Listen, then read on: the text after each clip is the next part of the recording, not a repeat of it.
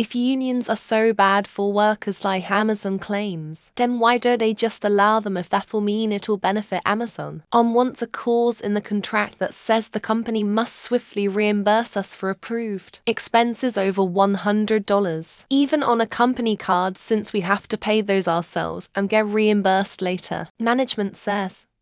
How often does that happen that someone has? It doesn't happen often to need this clause.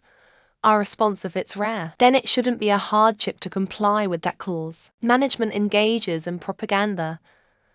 They don't believe anything they say, is all just tactics.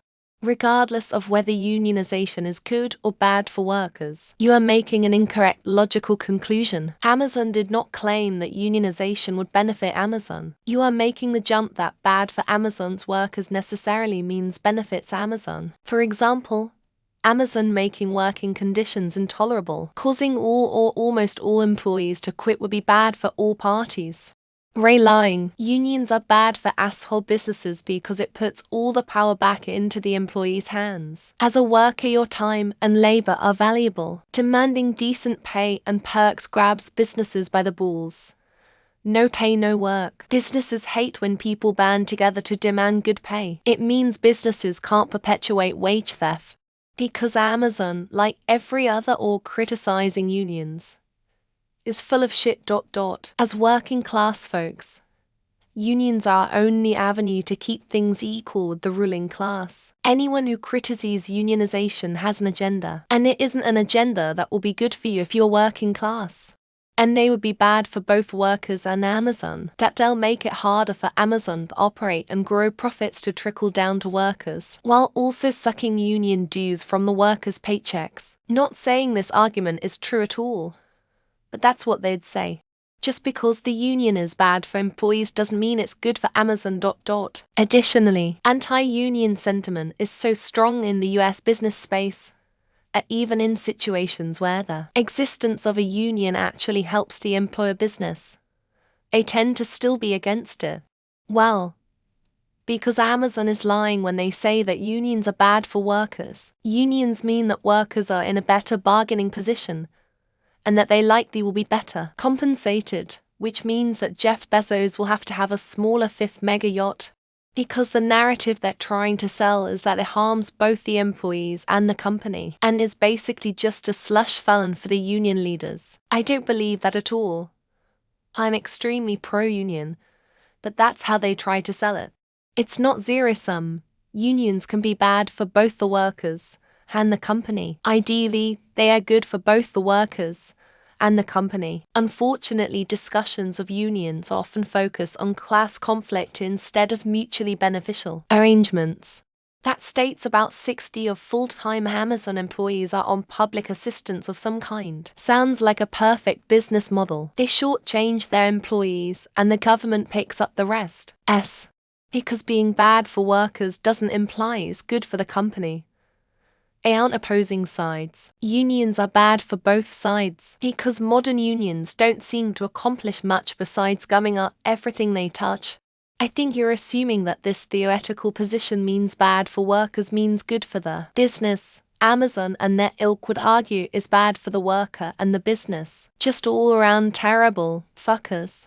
I think it's mainly because 90 of the practices in place by Amazon with their employees would be deemed unacceptable and dangerous, and most likely lead to massive lawsuits if unions were in place. Amazon's claims are incorrect. Unions give collective bargaining power to employees that can be used as leverage. Corporations don't like employees having leverage. It's pretty much that simple. In the UK, on the days unions plan to do votes at the Amazon warehouse in Coventry, Amazon flies in thousands of workers from India on short-term visas to ensure union votes never pass. I don't think unions are bad for workers, but regardless, if what Amazon is saying were true, and they were bad for workers, that wouldn't automatically mean they're good for Amazon. Story: I used to be a job coach for individuals with special needs, and every TJX store has a training video with an anti-union video in it. And I'm just like, how TF is this legal? Amazon is lying.